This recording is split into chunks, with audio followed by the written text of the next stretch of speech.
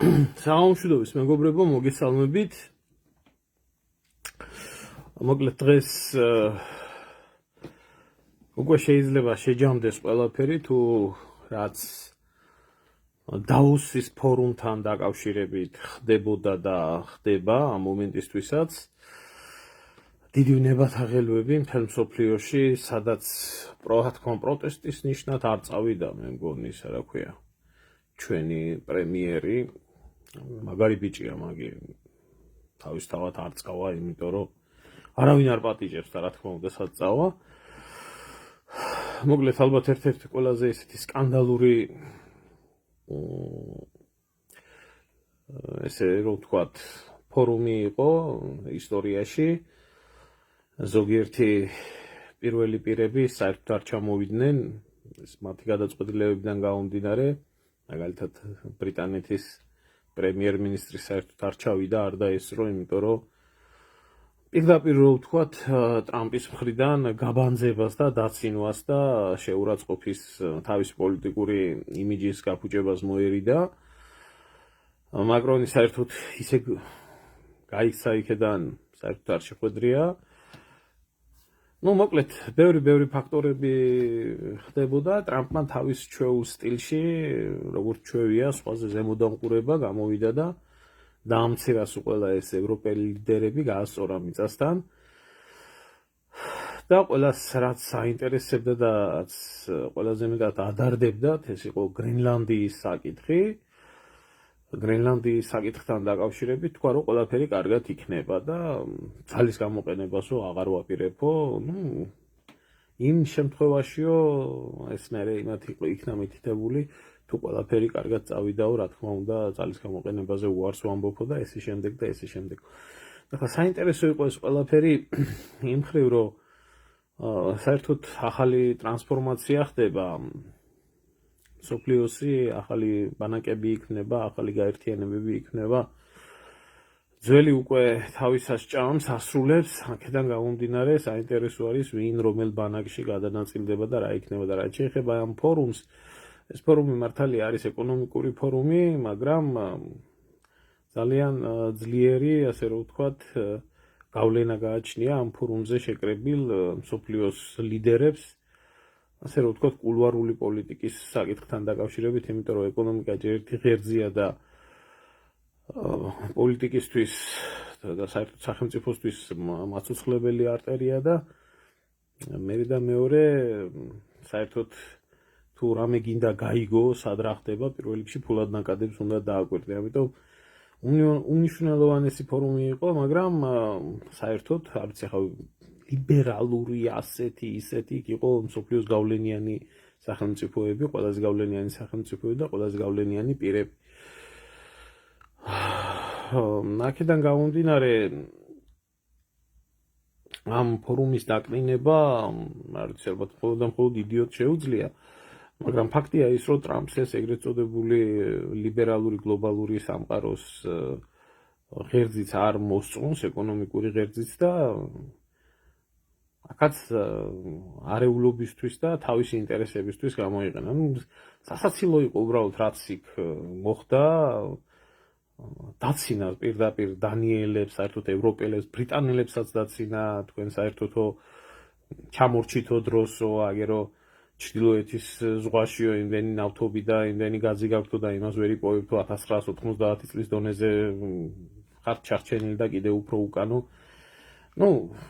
ეს თავისებურ სტილში და რაც საინტერესო იყო, ასევე იყო ჩამოსული რუსეთთან სპეციალური წარმომადგენელი უიტკოფი და უშუალოდ ტრამპის სიძე, რომელიც დაოსის ფორუმიდან მას შემდეგ რაც შეხვდა ზელენსკის ტრამპი და თქვა რომ კარგი შეხვედრა მქონდაო, ყველას უნდა ომის დასრულებაო. უიტკოფი და ტრამპის სიძე გაემგზავრნენ პუტინთან შესახვედრად და სადღაც ახლა ამ პერიოდში მიმდინარეობს მოლაპარაკებები რუსეთში უკრაინის თემასთან დაკავშირებით. რაზეც კარგი მოლოდინები აქვს, რა ვიცი, ახლა ტრამპი თვითონ მისი პირით ამბობს, რომ მე მქონდაო კარგი მოლოდინებიო რომ მარტივად დასრულდებოდაო ეს კონფლიქტიო, მაგრამ აი ყველაზე რთული აღმოჩნდაო, თუმცა ამისთან მიუხედავადო ჩვენ ამას მაინც მოვახერხებთო და ყველა მხრიდანო იქნებაო თანხმობაო მზაობა არისო. ნახოთ რა იქნება, როგორ იქნება. ფაქტია ის რომ ამ მიმართულებით რაღაც ძვრები არის. არ იქნება ძვრები და იქნება უფრო უარესი, იმიტომ რომ არ ვიცი, რაღაცა არ მესმის ეს კივილ-წივილი ამ ჩვენი ევროლიბერალისტების სლავა უკრაინეს იძახოდნენ, იმიტომ რომ ჯერ გადახედეთ უკრაინაში რა ხდება, კატასტროფა ხდება ნამდვილად. რუსებმა მიწასთან გაასწორეს მთელი ენერგიის წყაროები, რომელიც დედაქალაქს ამარაგებდა და ჩაბნელებულია, გაყინული არის კიევი მთლიანად. 1,5 მილიონმა ადამიანმა დატოვა, გარბიან, ზოგს გასაწასვლელიც არა აქვს. დაიწყო უკვე შიდა არეულობები, ადგილობრივი მოსახლე თავს დაესხა მესბეუს და ამას წარმომადგენელებს იმონკითხელში და მოკლედ საშინელებაა რა რაც იქ ხდება, ასე იცის საერთოდ უკაცრავად ამ სიტყვისთვის კიდევ ერთხელ ამ ტრაგის თამაშმა და საკუთარი ქვეყნის სხვისი ინტერესებისთვის გამოყენებამ ძალიან კარგად უნდა გესმოდეს რომ შენ ქვეყანას რა ზარალს მოუტან ამ ყველაფრიდან გამომდინარე დაანგრიეს და აქციეს ქვეყანა არიან ახლა გაყინულების სიბნელეში და კიდევ ერთი ორი კვირა ეს გაყინული იქნება მთელი უკრაინა ამ კაცრ ზამთარში დარჩა ასე უშუქოდ გათბობის გარეშე და ახლა საკუთარ თავზე ეკნებათ ეს აღქმა თუ რა მოიტანა იმ მაიდანის ძახილმა და სხვათა შორის ზელენსკი ყოფილა სიტყვის კაცი. იმიტომ რომ ვისაც აქვს ნანახი ფილმი სლუგა ნაროდა, რომელიც არჩევნებამდე იქნა გადაღებული და ზელენსკი იყო წარმოჩენილი როგორი ეს კორუფციის წინააღმდეგ და მობედურებების წინააღმდეგ როგორ უნდა იბრძოლოს ქვეყანამ და ესე შემდეგ და იქ უკრაინის დაშლით და დაქუცმაცებით დაწყებული გაგრძელებული ენერგოკრიზისითაც როგორც სიმფსონებში არის ყველაფერი შესული, ისე არის შესული იქაც ენერგოკრიზისი როგორ ანგრევს უკრაინას. ეს ცალკე იყოს, იქეთ მხარეს ტრამპმა თავისი განცხადება გააკეთა, რომ ეს საშინელი ომი არასდროს არ უნდა მომხდარიყო და წინა ბაიდენის ადმინისტრაციას უკმინა, ვითომ სხვა ქვეყნის ბრალი იყოს ეგ ყველაფერი, 350 მილიარდი ომიცა უკრაინასო, ჩვენო ახლაო ეს ფულიო რაღაცნაირად უკანო უნდაო ამოვიღოთო, ჩვენ კი მოვაწერეთო ხელიო იშვიათი მეტალების შეთანხმებას უკრაინაშიო და ამოვაო ისიცო რაც გადავიხადეთო და კიდევ მეტიც შეიძლება ამოვიდესო, იმიტომ რაც ფული დავხარჯეთო, ისო უნდა გავასწოროთო რამენაირად ეს ყველაფერი უკრაინამ უნდა გაგვისწოროსო ეს ყველაფერიო, მაგრამ თვითონ ეს ფაქტიო ცუდი არისო. და რა მიიღეს უკრაინელებმა ამ ყველაფრის შედეგად მიიღეს დაქცეული, დანგრეული, მიწასთან გასწორებული უკრაინა, ამდენი დაღუპული, დაკარგული ამდენი უზარმაზარი ტერიტორიები, თავიანთი წიაღისეული სიმდიდრე, რომელიც უკრაინას და უკრაინელ ხალხს ეკუთვნოდა, ამერიკელების ხელში გადადის და ქვეყნის დაქცევისთვის, საკუთარი ქვეყნის დაქცევისთვის და განადგურებისთვის ვალები აიღეს, შთამომავლობითი ვალები აიღეს, რომ საკუთარი ქვეყანა დაექციათ. და ახლა საკუთარ ქვეყანას, საკუთარი ქვეყნის მიწებს და საკუთარი ქვეყნის სიმდიდრეებს ყიდიან ამ ვალების გასასტუმრებად. ესეთი გენიოსი უნდა იყოს, რომ ესეთი პოლიტიკური შედეგი დადო შენი ქვეყნისთვის და მე გამოვარდებიან ვიღაცა და პუტინის დედა ზელენსკი მაგარია, ესეთი მაგარი პრეზიდენტი ყავს უკრაინას, რომელმაც ამ შედეგამდე მიიყვანა საკუთარი ხალხი და საკუთარი ქვეყანა, თუმცა ახლა არის რჩეული ერის შვილი არის და უკრაინას ალბათ თავის სამშობლოდ ნამდვილად არ თვლის. ფაქტია ის, რომ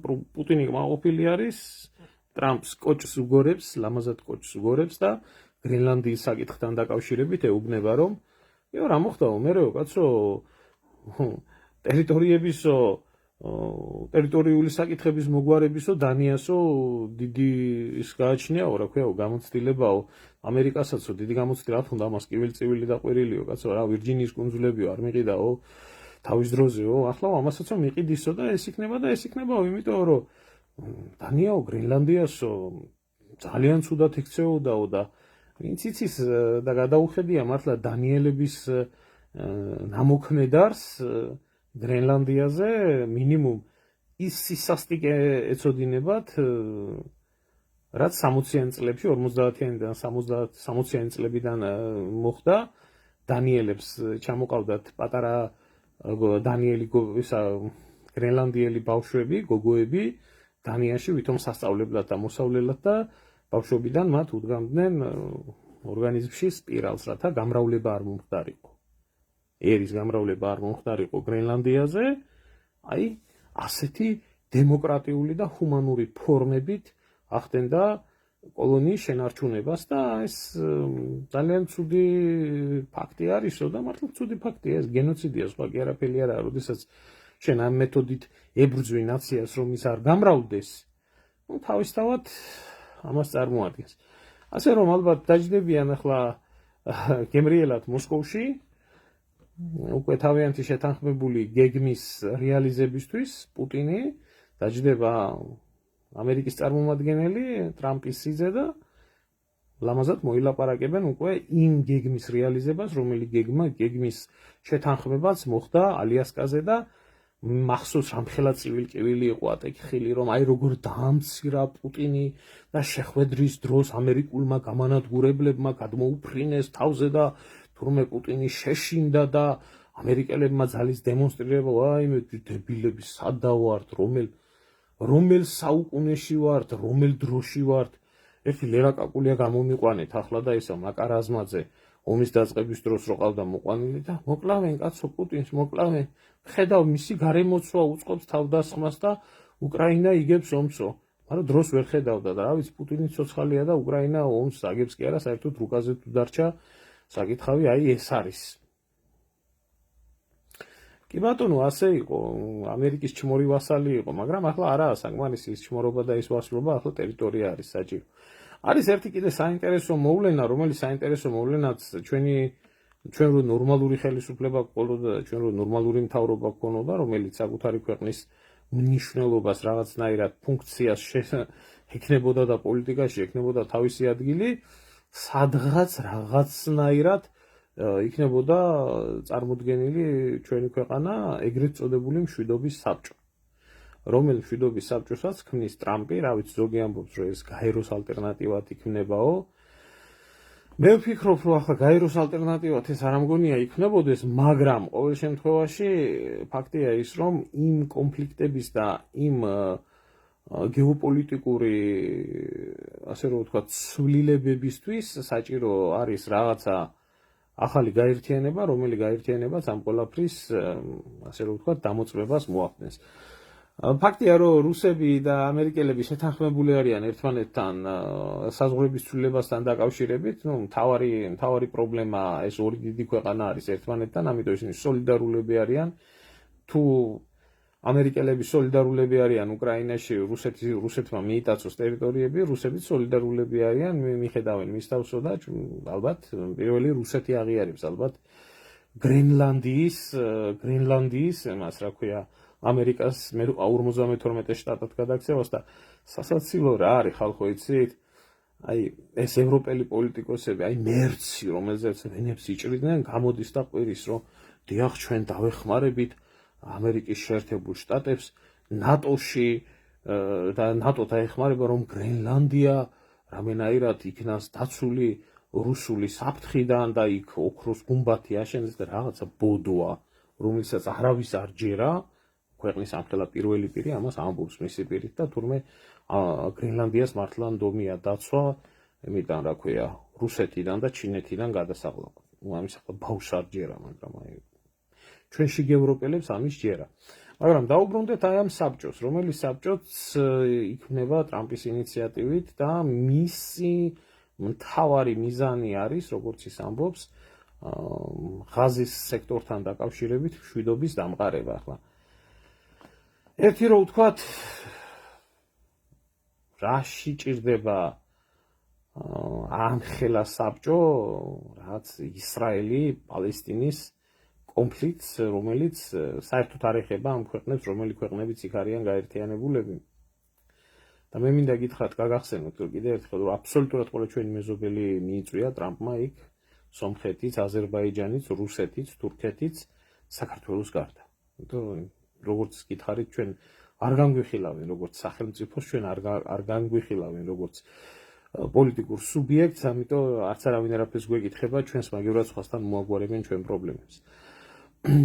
და ამ საბჭომ უნდა განიხილოს, რომ როგორი იქნება ისრაელი-პალესტინის რაღაც კონფლიქტი. სინამდვილეში რა არის ახლა ამ საბჭოს არსი და აზრი? ეს საბჭო უნდა იქნას ჩამოყალიბებული ახალი გეოპოლიტიკური ცვლილებისთვის, ახალი საზღვრების დადგენისთვის მთელ მსოფლიოში და ამას სჭირდება საერთაშორისო ლეგიტიმაცია. ეს საერთაშორისო ლეგიტიმაცია შეიძლება არ მოხდეს გაეროში.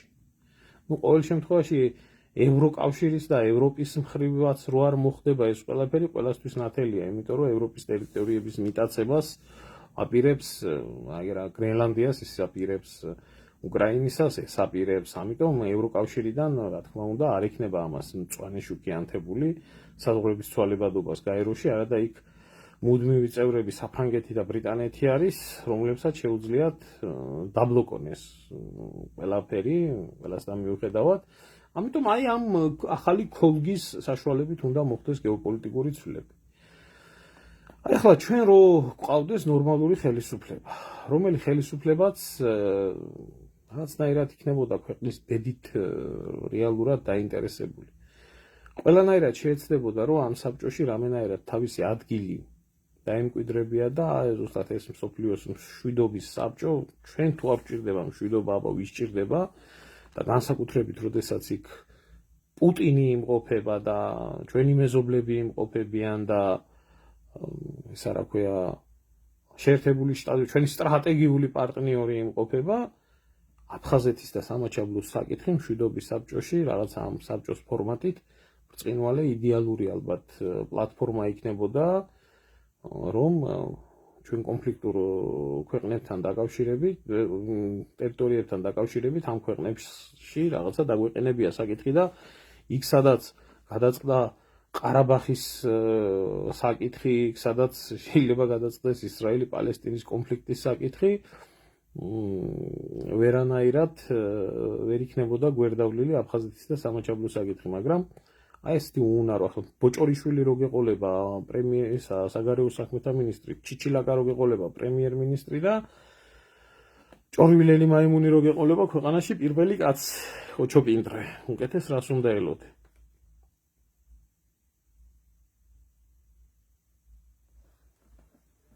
გაცრავად რას. აი ახლა შენი აზრით პუტინის ასეთი კოჭის გაგორება რა ჩანაფიქრია, თუ უბრალოდ სხვა გზა არ აქვს, რომ მოიხაზა ნახევარი მსოფლიო და იმპორტით იქცა ტრამპი, როცა გაინახდებს ყველაფერს, მერე მოუნდება რუსეთის გათვალისწინება ისე როგორც ახლა ხპირდება თუ როგორც წესი, როცა ამერიკელი თავის ას მიიღებს, უმალვე დაიკიდებს რუსეთს. ასე აკეთებ და ეხლაც გონია, რომ რუსებს მომისმენ შემოძმაო რა მინდა მაგ საკითხთან დაკავშირებით გითხრა, პოლიტიკაში საერთოდ ასე არის. როდესაც ქვეყნები თავის ინტერესებს გაატარებენ, იმ ინტერესების იქეთ ნაკლებად აინტერესებს ყველა და ყველაფერი. თუკი იმას ვამბობთ, რომ ამერიკა რუსეთის ურთიერთობებში რო სიტყვაზე ამერიკა მიაღწევდა რაღაცას და მერე დაიკიდებდა რუსეთს, მე მინდა გაგახსენო, რომ აი საბჭოთა კავშირის სიტუაცია, ნუ კი მართალია მაშინ სტალინი იყო, მაგრამ მეორე მსოფლიო ომი როგორც კი დასრულდა, იგივე საბჭოთა კავშირმა ლენდლიზის ვალები, რომელსაც შეერთებული შტატები ითხოვდა უზარმაზარ მილიარდო, სადღაც იმ პერიოდის 10 მილიარდზე იყო მე მგონი საუბარი, დახმარებას საბჭოთა კავშირმა საერთოდ დაიკიდა და ერთი კაპიკი არ მიაწოდა იმაზე, რა ქვია, ლენდლიზთან დაკავშირებით და ნუ შემდეგ მერე იქნა რაღაცა მიზერული თანხა გადახდილი ლენდლიზისთვის. ესეთი რაღაცები ყოველთვის ხდება, ამიტომ პოლიტიკა მუდმივად ტრანსფორმირდება და ის რომ შენ ამ საკითხს მოამთავრებ რომელიღაცა ქვეყანასთან და დიდი ქვეყანა ხარ, ეს არ ნიშნავს იმას, რომ ამით ყველა პრობლემა მოგვარდა ამ ქვეყანასთან. ახლა დგას კონკრეტულად ეს საკითხი. რუსეთის მთავარი ინტერესები არის უკრაინაში წარმოებული სამხედრო ოპერაციის შედეგად იმ ტერიტორიების ათვისება და დაბრუნება, რომელ ტერიტორიებსაც თავისად თვლის. და ამაზე ჭირდება ლეგიტიმაცია. ლეგიტიმაციას თუ მიიღებ შეერთებული შტატებიდან, ევროპიდან მიღებული ლეგიტიმაცია სულ ფეხებზე კიდია, იმიტომ რომ ევროპა შეერთებული შტატების გარეშე ვერ წარმოადგენს იმ გეოპოლიტიკურ მოთამაშეს, რომელმაც შეიძლება რუსეთისთვის სერიოზული პრობლემები შექმნას. აჰა, დიდი შეიძლება სანქციები დაუწესოს. და არ არის რუსეთი ის ქვეყანა, რომელიც არ არის რუსეთი ევროკავშირი, რომელიც სანქციებს ექვემდებარება. აი, იმდენად დამამცირებლად და იმდენად დამცინავად უთხრა ტრამპმა, რომ მე ამათთანო ევროპელებთანო სალაპარაკო თუ სულ 3 წუთი მჭირდება. დაიწყებენო ზედმეტსო რამესო და იმ წუთშიო ვეტყვიო, ასე აი რა დაგიწესებო სანქციებს ახლა მე შენო და კარგად ნახავ მე რა დღეს შევარდებიო და აი იგივე მაკრონთან მიმართებაში შამპანურზე და ღვინოზე 200%-იანს გიწესებო და კარგად იყავიო და იმ წუთში ხდებაო მაკრონიო თვილი და ტკბილიო და ეს რუსეთი, ეს ბნელი რუსეთი. აგერ რამდენი წელიწადია, რა ვიცი, სოფლიოში ნომერ პირველ ადგილზე არის ყველანაირი სანქციით, მაგრამ უკან არ დაუხევია არაფერზე.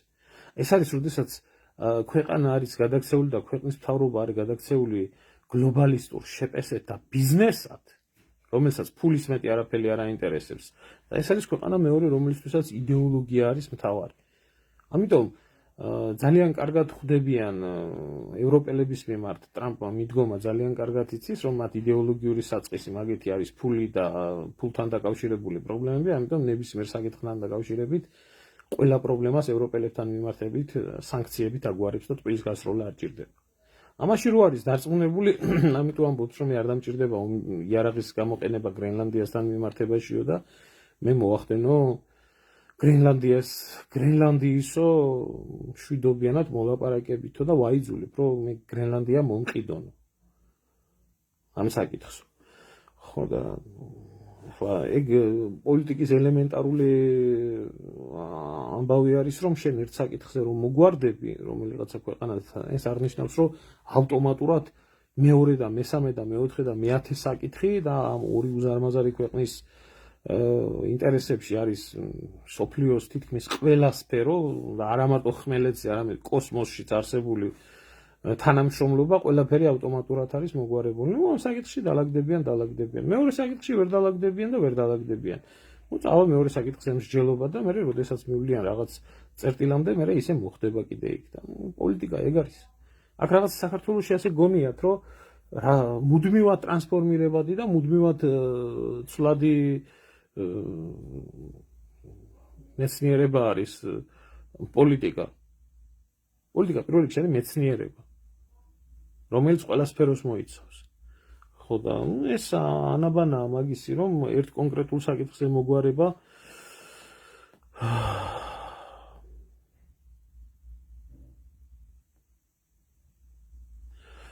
ნუ ჩვენ არ ვიცით, აი ცოტა ხო არ ხდება რუსეთსო. ჩვენ არ ვიცით რაზე იყო საუბარი. ნამდვილად არ ვიცით ჩვენ რაზე იყო საუბარი. თუ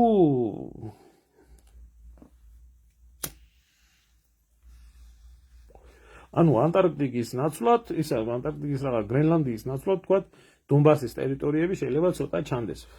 მოდი დავიწყოთ პირველ რიგში იქედან რომ გრენლანდია ეს არის სხვა გეოგრაფია. ეს არის ევროპის გეოგრაფია, არც რუსეთის. ნუ შეიძლება რუსეთის კიდევ უფრო არის, იმიტომ რომ არქტიკული ზონა არის. მაგრამ გეოგრაფიულად არის ყველაზე მეტი ახლოს შეერთებულ შტატებთან. ამიტომ მისი ზონა, ისევე როგორც ტრამპმა თქვა, რომ კავკასია რუსეთის სამოქმედო ზონა. ამიტომ ხდება მარტივად აი ამ საკითხების, ასე რომ ვთქვათ, გადანაწილება. ჩვენ არ ვიცით რაზე არიან შეთანხმებული პუტინი და ტრამპი, თუ ისინი შეთანხმებული არიან ამ ტერიტორიების, ასე რომ ვთქვათ, პირდაპირ რუსეთთან შეერთებაზე. უკრაინის თავისთავად ნეიტრალიტეტზე, მუდმივ ნეიტრალიტეტზე, ნატოს დაშლაზე, ნატოს როგორც ასეთი სამხედრო ბლოკის და გეოპოლიტიკური ერთეულის არსებობაზე. და არსებობაზე იმ საზღვრების აღდგენაზე, იმ უსაფრთხოების საზღვრების აღდგენაზე, რომელიც იყო 1990 წლამდე. თუ არის ამაზე საუბარი და ეს საზღვრები, რომ იცოდეთ, მოიცავს ნატოს ძველი ნატოს ბლოკს პლუს აღმოსავლეთ გერმანია, იმიტომ რომ როდესაც გორბაჩოვი ხელს აწერდა და თმობდა აღმოსავლეთ გერმანიას, მაშინ იყო ნათქვამი, პუტინი ხშირად იხსენებს ესეთ რამეს, რომ ერთი დიუმითაც კი არ წავალთ აღმოსავლეთისკენ. ახლა თუ მოხდება ისე, რომ ბალტიისპირეთი დაიცლება შეერთებული შტატების სამხედრო ბაზებიდან, თუ კი აღმოსავლეთ ევროპა მთლიანად გამოვა ნატოდან და ნატო აღარ იარსებებს და ახალ სამხედრო ბლოკში შეერთებული შტატები არ შევა, რუსეთი თავის ბუფერს აღიდგენს, რისი სურვილიც ექნება და ეხლა პირდაპირ მიერთებაზე ყოფილი საბჭოთა კავშირის ყველა ტერიტორიებს რუსეთი პირდაპირ არც უკრაინას პირდაპირ ყველას არ მიერთებს. იდეალური რუსებისთვის არის სამხედრო თვალსაზრისით დაიკავოს უკრაინაში ტერიტორიები და დანარჩენი იყოს ნეიტრალური ბუფერი. ეს არის შავი ზღვისპირეთი და კარპატის მთების მისადგომი. და რაც რუსებისთვის ყველაზე მტკივნეული არის, ეს არის ბალტიის ზღვა, ეს ჩრდილოეთ ევროპის ვაკე, ასე რომ ვთქვათ, ბალტიის ზღვა და ჩრდილოეთ ევროპის ვაკე. ეს არის ესტონეთი, ლიტვა, ლატვია, პოლონეთი და ეს მიმართულება, დასავლეთ უკრაინის და ამის მიმართულება, რომელიც ომის შემთხვევაში არის უბრალოდ არანაირი გეოგრაფიული წინააღმდეგობა არ ხდება და რუსეთს ევროპიდან თავდასხმა ყოველთვის მაგ მიმართულებიდან ხდებოდა. ეს იქნებოდა ნაპოლეონის ლაშქრობები, ეს იქნებოდა პირველი მსოფლიო ომი, ეს იქნებოდა მეორე მსოფლიო ომი და ასე შემდეგ. თავისთავად კავკასიაც, ახლა ზოგიერთი მიერთება იქნება ტერიტორიების, ზოგან ინტერესის გატარება იქნება, ეყოლება თავისი გავლენის რეჟიმი და არ იქნება საფრთხე და არ არიან რუსები იმდენად სულელები, რომ ესე მარტივად ხელა უზარმაზარ კუნძულის მიერთებაში მარტო დონბასის გადანაწილებას დათანხმდეს. ეს მთელი ვრცელი სპექტრი არის აქ, მარტო ცალმხრივად ნუყურებთ ამას და ასევე არის არქტიკაში თანამშრომლობა. ყველაზე მეტი საინტერესო რაც არის ამ ქვეყნებისთვის, ეს არის არქტიკაში თანამშრომლობა, ყინულმჭრელი გემები, ამერიკული ტექნოლოგიები ნავთობის მოსაპოვებლად და ამის ძალა და ამის რესურსი გააჩნია რუსეთს და ამის ტექნოლოგიები თვითონ უშუალოდ უკვე ნავთობის მოპოვების ტექნოლოგიები ამერიკელებს გააჩნიათ და რუსებს ეს ყინულმჭრელი გემები და არქტიკის გამოცდილება. ამიტომ საქმე ასე მარტო არა, აქ მთელი გლობალური საკითხები ინხილება და მათ შორის იქნება საქართველოც. რომელი ქვეყანაც რა უყოთ ამ კოჭაძეს. ხო იცით ერთი სულ არის რა ქვია ქართული ფილმი. ასია საქართველოს საკითხი, რა უყოთ ამ საქართველოს. საით. უკვე გარკვეულია. კაცმა თქვა, რომ კავკასია ეს რუსეთის ტერიტორია არის. მადლობა თამრიკო, მადლობა გაიხარე. ხო და ჩვენი ბედი, ჩემო კარგებო, აი ზუსტად მაგაში არის საქმე, რომ ჩვენი ბედი ჩვენს გარეშე ეწყდება. საერთოდ პატარა ქვეყნების ბედი ყოველთვის ასე ყოფილა, მაგრამ როდესაც პატარა ქვეყნებს კარგი მმართველები და შეკრული საზოგადოება აქვს, ასეთ შემთხვევაში ამ პატარა ქვეყანას შეიძლება პაიკივით მოკიდონ ხელი, მაგრამ იმან პაიკივით არ იმოქმედოს და ხანდახან პატარა ქვეყნებმა შეიძლება დიდი უბედურება შექმნა. ამის მაგალითი, უამრავი მაგალითი არის, მათ შორის აი რა ბალკანეთის მოვლენები, როდესაც ერთ დამბაჩის გავარნა ბალკანეთში პირველი მსოფლიო ომი დაიწყო და ამიტომ პატარა ქვეყნის ინტერესების გატარებაც ხდება, მაგრამ ჩვენ ინტერესებს ვინ იცავს? ჩვენ გვყავს წმინდა ბიძინა. ხალხი ლოცულობს წმინდა ბიძინას და წმინდა ბიძინა მე აგვარებს იქ სიტუაციებს. ამ დონის პოლიტიკა იქნება ახლა საქართველოში და რა გითხრათ, ჩემო კარგებო? არ არსებობს ხალხის მიმართ, ერის მიმართ რაიმე, ესენი თავს ანგარიშვალდებულად არ თვლიან და არ მიაჩნიათ, რომ ხალხს გააგებიან თუ რა ელოდება ჩვენ ქვეყანას. სადაც უნდა ვიყოთ ჩვენ, სადაც უნდა მონაწილეობდეს წესით და რიგით. 3+3 ფორმატი იქნება, თუნდაც ეს მშვიდობის სამიტი იქნება და ასე შემდეგ და ასე შემდეგ. არცაც საქართველოს წარმომადგენელი და ვისაც უნდა ველაპარაკებოდეთ. იმიტომ რომ ჩვენ ამ ქვეყანასთან გვაქვს ომი და ეს არის ჩვენი მეზობელი და ეს ამას აქვს ოკუპირებული ჩვენი ტერიტორია, იმის გარდა ყველასთან გვინდა ლაპარაკი. და ამაზე მოსახლეობას პირში წყალი აქვს. წყალი აქვს ჩაგუბებული და რა ვიცი რა გითხრათ. არ ვიცი ქალბატონო ნანა უპრობლემო ჩემოდის ყველადან და რა გითხრათ, აბა მოძებნით ისე ტექსტად მოძებნეთ და ისე შემოგბრძანდით თუ პირდაპირ ლინკს არ შემოგყავხართ, თორე არხი აქაც ამაქვს მითითებული და შეგიძლიათ შემოგბრძანდეთ. ნუ აი ამ რეალობაში ვართ ჩვენთან ხალხო პოლიტიკა ჩვენთან გაიხარეთ, მადლობა ამირან, კარგათავ. ჩვენთან ხალხო პოლიტიკა აი რა მკვდარია სრულად. აი დღეს აწრიალებულია მთელი ისა რა ქვია საქართველო, თურმე წყალობას იღებენ ქოცები, რომ ვიღაცებს დაელაპარაკონ, პოლიტიკური პროცესი უნდა განახლდეს თურმე.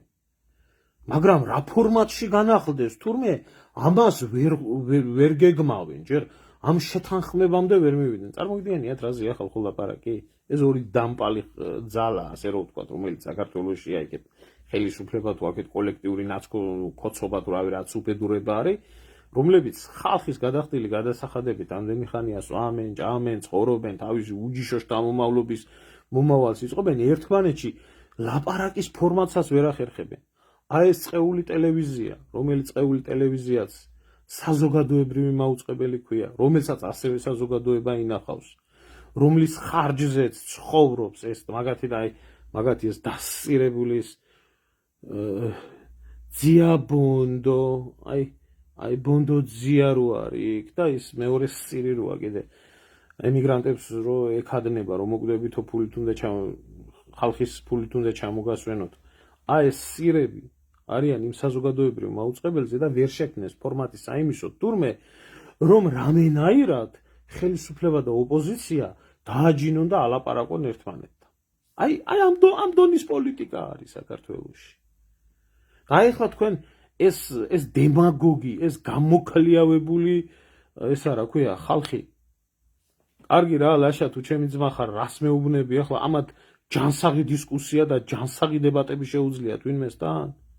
ქოცები რაც მოეთრიან ხელისუფლებაში, ჯანსაღი დებატები არ გაუმართიათ საკუთარ ხალხთან. 14 წელი აგერ თავიდან რაღაცებს ბოდიალობდნენ და საერთოდ დაიკიდეს ფეხებზე.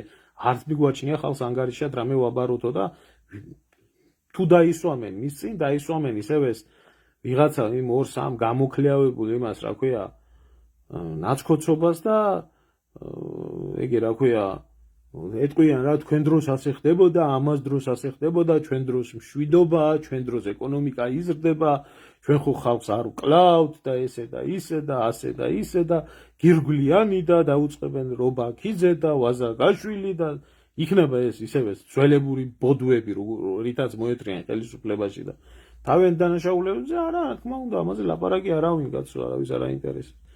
აი ესეთი დოდოლები, რომლებიც ქვეყანას მშვიდობას ამადლიან, ბიძინა და ბიძინა, აი რეალურად ხალხო საზოგადოების პრობლემა არ არის ბიძინა ივანიშვილი. მე გეუბნებით, არ არის ეს პერსონა, რომელსაც შეუძლია ქართველი ერის პრობლემა გახდეს.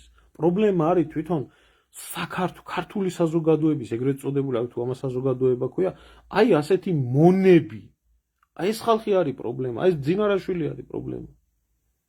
ეს ბძინარაშვილი ეს პუჩისტობას ამას ნახდათ ვერ დავაბრალებ, მაგრამ არ ძვიადის მომხრე ყოფილა და ეროვნული ხელისუფლებისთვის თავგადადებული ეს არ ყოფილა. თავის დროზე იყო შევარდნაძის უკანალში იყო შემძრვალი, ახლა ამათ უკანალში არის შემძრვალი და აქებს და ადიდებს და ლოცავს.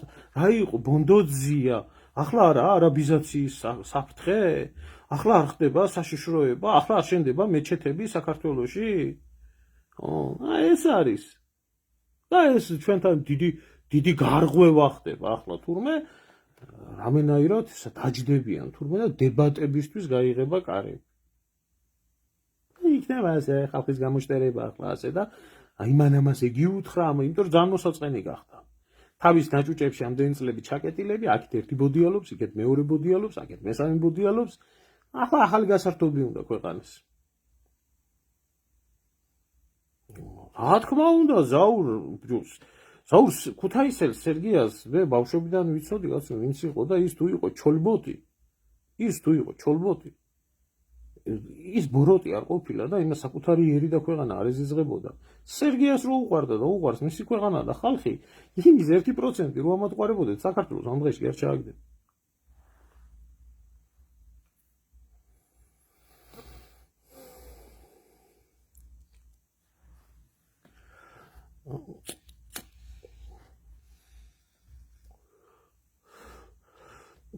შემოგევლე, აი უკრაინის ამბავიო რომ დალაგდებაო მე ჩვენი გადაწყვეტილია ჩემო ძმაო, გადაწყვეტილია ჩვენი ბედი. გადაწყვეტილია ჩვენი ბედი. უკრაინას ამდენი პატრონი ყავდა, ამდენი მხარდაჭერი ყავდა, ამდენი იარაღის მიმწოდებელი, ამდენი გვერდში მდგომელი. ისრაელს, პალესტინას მთელი არაბული სამყარო ყავს, ხო? ბიჭო, ჩვენ ვინ ყავს? ჩვენი ბედი ვისადარდებს? დანია, იმასაც იმდენი პატრონი ყავს, ხო? უკვე აღარ აინტერესებთ გრენლანდიის ამბავი, მშვიდობით თუ მოგვარდებაო, კაცო, გრენლანდია უკვე მეორე ხარისხოვანი გახდა.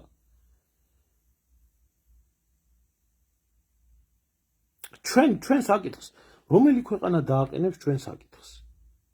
მე ელემენტარულ კითხვას ვსვამ. როდესაც რუსეთ-თურქეთის ომის შემდეგ, როგორც იქნა და ეღირსა, რომ აჭარა განთავისუფლდა 1877 წლის რუსეთ-თურქეთის ომის დროს და გვეღირსა, რომ აჭარა განთავისუფლდა და დედა სამშობლოს დაუბრუნდა. ომის ეს უზარმაზარი, ეს ომი მარტო კავკასიაში არ მიდიოდა, ბალკანეთზეც მიდიოდა და რუსეთმა უზარმაზარ წარმატებას მიაღწია. უზარმაზარი ტერიტორიები გაანთავისუფლა ოსმალებიდან, ამის სტამბულამდე 12 კილომეტრში ჯარი გაჩერდა და თურქები ყველაფერზე იყვნენ მზად მიეცათ, ოღონდ გადაერჩინათ თავიანთი თავი და უზარმაზარი მოგება მოუტანა ამან რუსეთს, მაგრამ მთელი ევროპა და მთელი შეიკრა იმისთვის, რომ ამ ხელა მოგება არ შერგებოდა, თუ არა იცვლებოდა გეოპოლიტიკური ბალანსი მთლიანად. და პირველ რიგში ყოველთვის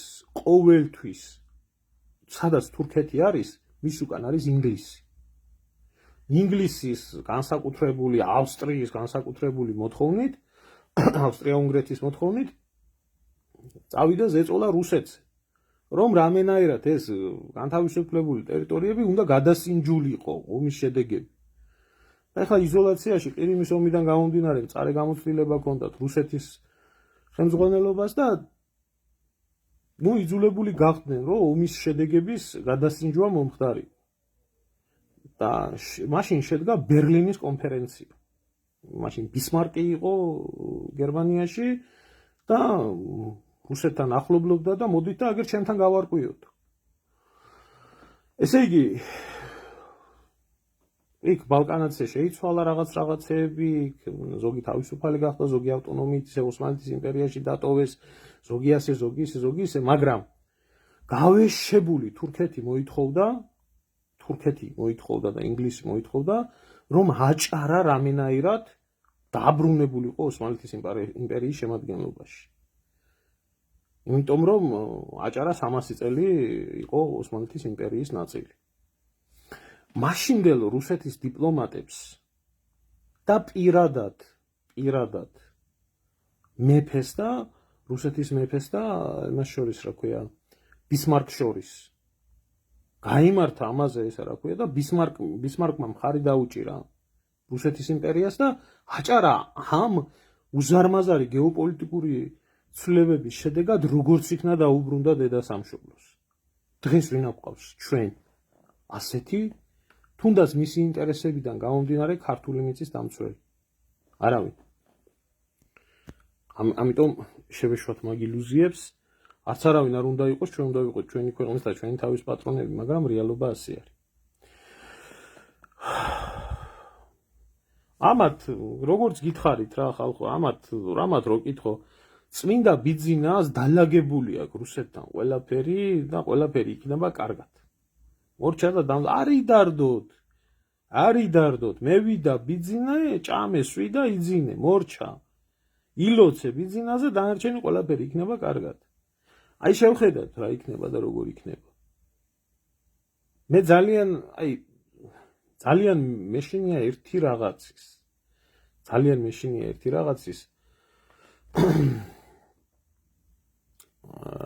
რომ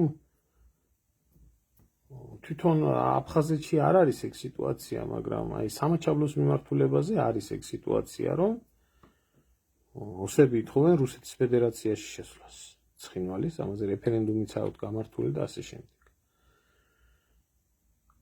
როდესაც ამხელა უზარმაზარ რამეებზე არის საქმე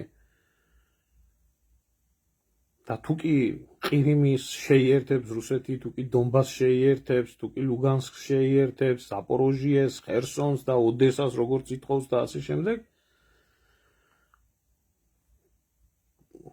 რა პრობლემა არის, რომ საქართველოს ოკუპირებული ტერიტორიების უკვე ანექსია განახორციელოს.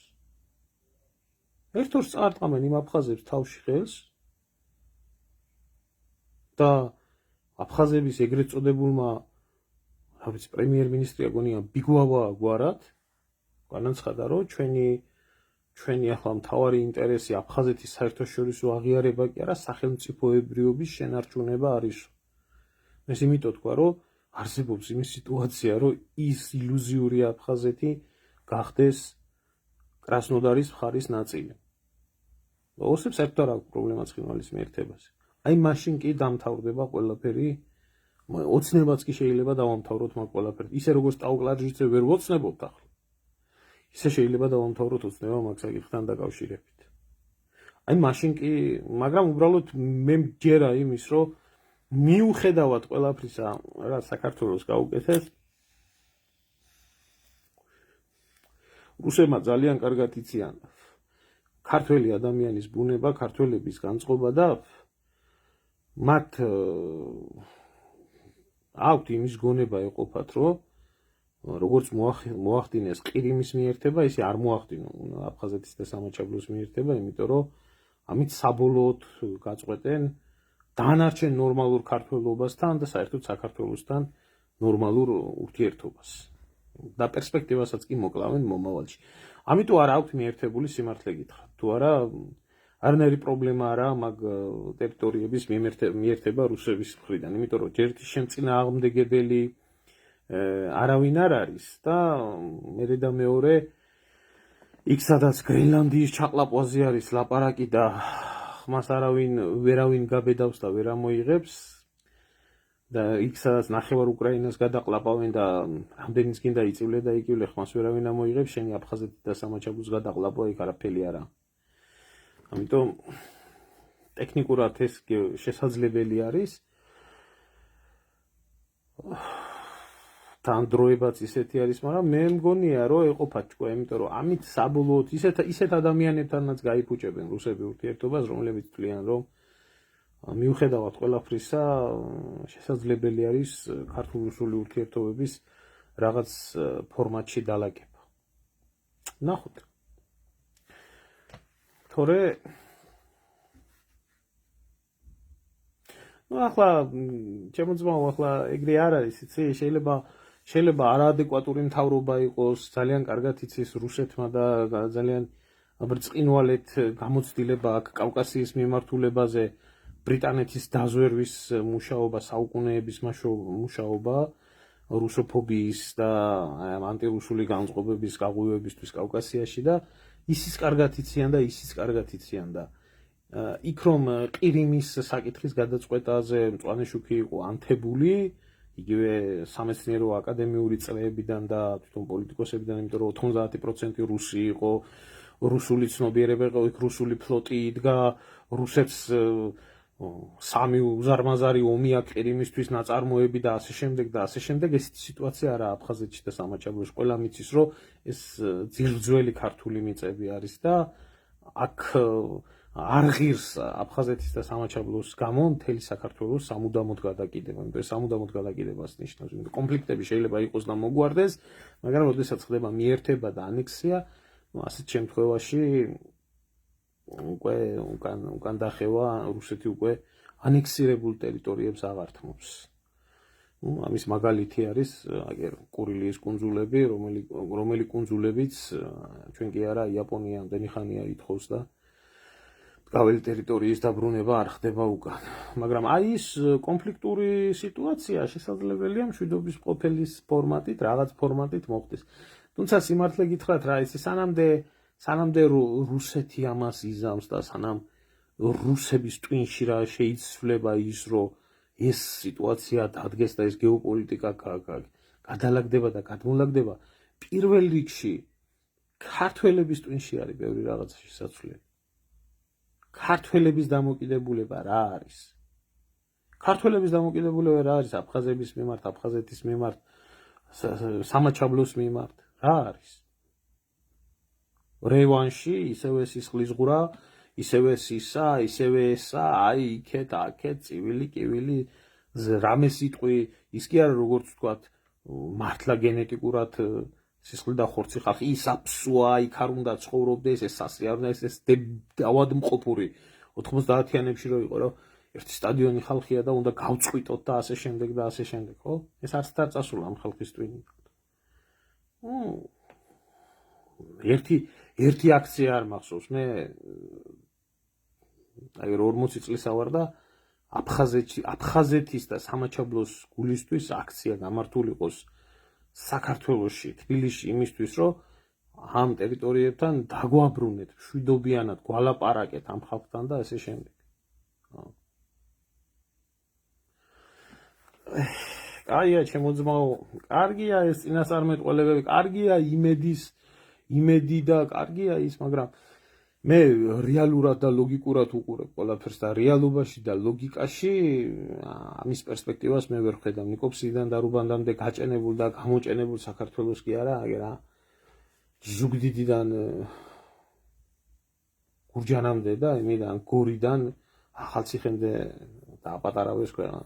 და კიდე დიდი შანსია, რომ დანარჩენებიც დაიკარგოს. მოკლედ აი ეს რეალობა არის, ჩემო კარგებო, ამის თქმა მინდოდა და ნახოთ უახლოეს მომავალში აუცილებლად იქნება ღია და აუცილებლად იქნება ის ნაბიჯები გადადგმული თუ რაზეც იყვნენ შეთანხმებულები ეს ორი ბუმბერაზი სახელმწიფო თავისი ინტერესების გასატარებლად. ერთადერთი რისი თქმა შემიძლია ის, რომ ევროპის ბედი იქნება ძალიან ცუდად, ევროკავშირის როგორც ასეთი გეოპოლიტიკური წარმონაქმნის არსებობა არ არსებობა არის კითხვის ნიშნის ქვეშ, იმიტომ რომ ამ ყველაფერს მოყვება შემდეგ როგორც იციან ომის შემდგომი პახმელიაო, ასე რომ ვთქვათ, მაგრამ ტვინი რო ქონოდა ჯერ ასეთ უბედურებაში თავი არ უნდა გაეყოთ საერთოდ და საერთოდ ევროპელებს თავისი რეალური პოლიტიკა ეთამაშათ იმას მაგალითად რასაც თავის დროზე დეგოლი, ადენაუერი და ესენი ახდენდნენ, მათი ყველაზე მომგებიანი ევროპელებისთვის ყველაზე მომგებიანი სიტუაცია იყო, რომ პირიქით რუსებთან ევროპას დაემყარებიან მჭიდრო და პარტნიორული ურთიერთობები, რომელიც ისეთი კი არა, როგორიც იყო, აი რეალური. და თვითონ ეთქვათ უარი იმ ნატოზე და თვითონ შეექმნათ ახალი უსაფრთხოების ქოლგა და იმიტომ რომ ევრაზია არის, ის გეოგრაფია არის, სადაც რუსეთი და ევროპა მუდმივად იქნებიან მეზობლები და აქ თავი არ გამოეყოთ იმ ნეოკონსერვატიული ძალებისთვის ამერიკაში, რომლებიც მუდმივად კონფლიქტში არიან რუსეთთან და მუდმივად ევროპას იყენებდნენ რუსეთთან ჭიდილისთვის და თვითონ გავიდნენ ხელები დაიბანეს და როგორც დეგოლი ეკიდებოდა ამ ყველაფერს და ადენაუერი ეკიდებოდა და ასე შემდეგ ამ პოლიტიკას გაყოლოდნენ, მაგრამ არ ეყოთ ეს ჭკუა და დღევანდელი პოლიტიკური ელიტა, გეოპოლიტიკური ელიტა, რომელიც არსებობს, ის ამას ვერ გააკეთებს. ვერ გააკეთებს, იმიტომ რომ მათი პოლიტიკა მთლიანად რუსოფობიაზე იყო აგებული. თორე ამ შემთხვევაში ევროპელები მოიგებდნენ ძალიან ბევრ რამეში. ერთი რესურსები, რომელიც კაპიკებში მართლა რუსეთიდან მოდიოდა და გაზი იქნებოდა, ნავთობი იქნებოდა, ხეტყი იქნებოდა, ალუმინი იქნებოდა, მეტალი იქნებოდა, რაც არის საერთოდ. მერე და მეორე მათი ტექნოლოგიები, უსაფრთხოება ხო ვიძახოდით, რუსეთი, ვინ მოადგა ევროპას? შეერთებული შტატები. უკრაინა თუ ამხელა, სამი იმხელა არის გრენლანდია. გადასაყლაპად. და ხვალზე შეიძლება ამერიკელებმა გამოუცხადონ, რომ იმ გაზს და იმ ნავთობს რო ყიდითო, ხო? საერთოდ თუ დოლარებში გადაგვიხადეთ, არ გვინდა თქვენი ევროებში გადახდაო. რუსები კიდე პირიქით უცხოური ვალუტის მისაღებად, ასე თვალდახელებულები იყვნენ, მაგრამ ვერ შეძლეს ეს ყველაფერი, ამიტომ რაც მოგივა დავითაო, ყველა შენი თავითაო და ნახოთ, აბა ევროპელების ტვინები საით შემოbrunდება.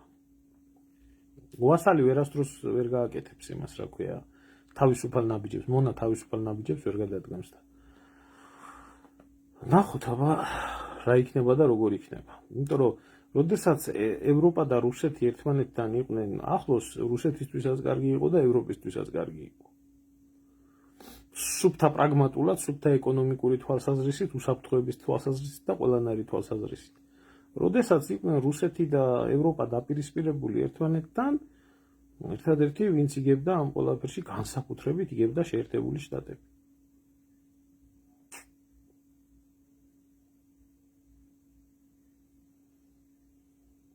ჩვენს მიმართ არც იქნება ბატონო ამირან არ იქნება ჩვენს მიმართ თანაბარი ურთიერთობა, ახლა სუსტ ქვეყანასთან არ ვიცი, შემოძმაო რაღაც მე წავიკითხე, ახლა იყო რაღაცა მოვლენები და არ ვარ საქმის კურსში სიმართლე გითხრა. ისიც წავიკითხე, რომ რუსეთის საგარეო საქმეთა სამინისტრო ადგენს, რომ ამ ტანკერზე თუ არიან რუსეთის მოქალაქეები, ანუ რუსული იყო ეს ტანკერი თუ არ იყო თუ მაკრონის გაკეთებული საქმე არ გეიშვა უკანა გარებიდან ძმა. ეგეთ დებილები დააქცევენ ყველაფერს. საფრანგეთს, ბიჭო, საფრანგეთს, ნაპოლეონის ქვეყანას, ეს რა ქვია, დეგოლის ქვეყანას, თუნდაც მიტერანი აიღეთ, არ იყო ცუდი, რა ვიცი, ეს რო ეყოლებათ, ბიჭო, და მუშკეტერების ქვეყანა რო იმად გადაიქცევა, კონჩიტების ქვეყანად რა უნდა ელაპარაკო.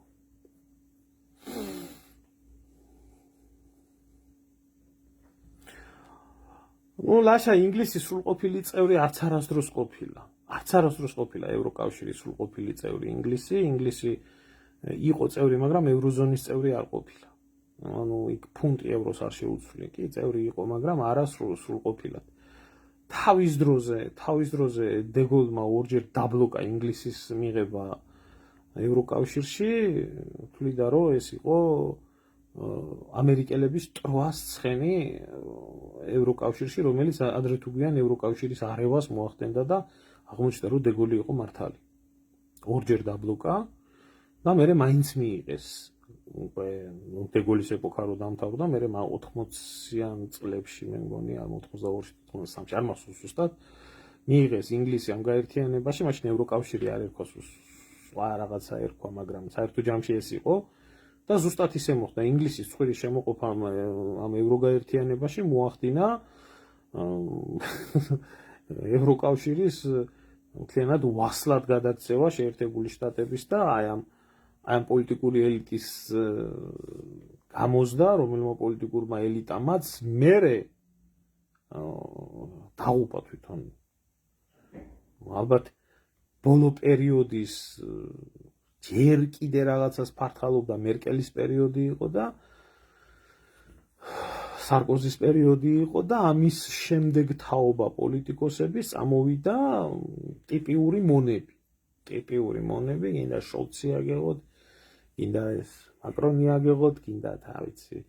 იქ 4 შეიცვალა თვითონ ბრიტანეთში და აღმოჩნდა რომ საერთო ჯამში მე ინგლისმა კი გაასწრო.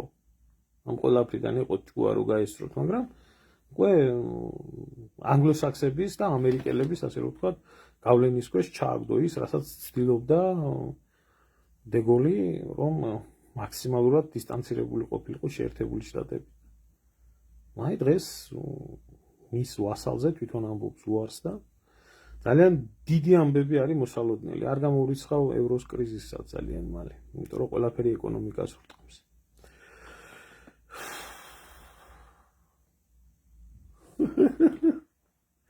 წარმოვიდგენია ბიზნესმენები უფასო ფულის ბოლოდინში რომ წვერი უთეთრდებათ და მაინც ელოდებიან. ირჩელები საზღვართან დგანან და ჩახდილი აქვთ. ხოლო ნაცები ბოღმისაგან გამსხდარები როგორ არიან? ძალიან მებრძოლი საქართველო. კაი უმორი გაქვს შემოგევლე ძმაო. საური.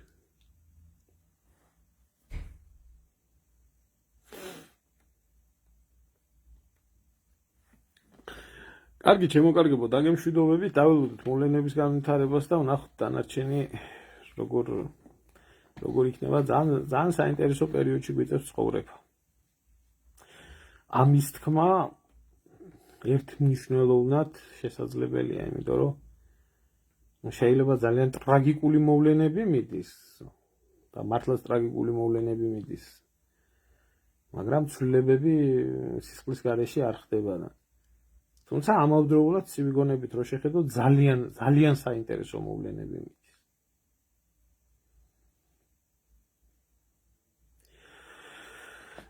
ვახტანგ რა გითხრა ბიზნეს შემდეგო რა გარანტია რომ ახალი ბიზნესი არ მოვიდესო. შენ შემოგევლე შემოძმაო, დამონებული საზოგადოება ყოველთვის ახალ ბიზნესს ეძებს თვითონ. ამიტომ მონსტრსა და მონებს შორის გასანადგურებელი მონსტრი კი არა, მონებია გასანადგურებელი და რა მნიშვნელობა აქვს იმას რა ერქვება სახელი.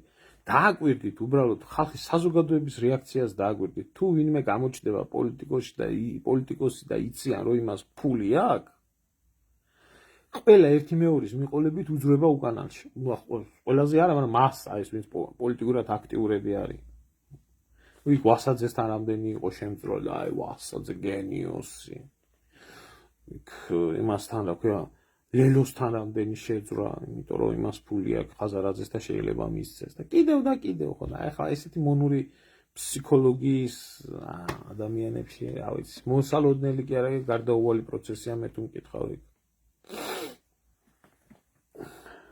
კარგად ბრძანდებოდეთ, მადლობა ყველას ყურადღებისთვის.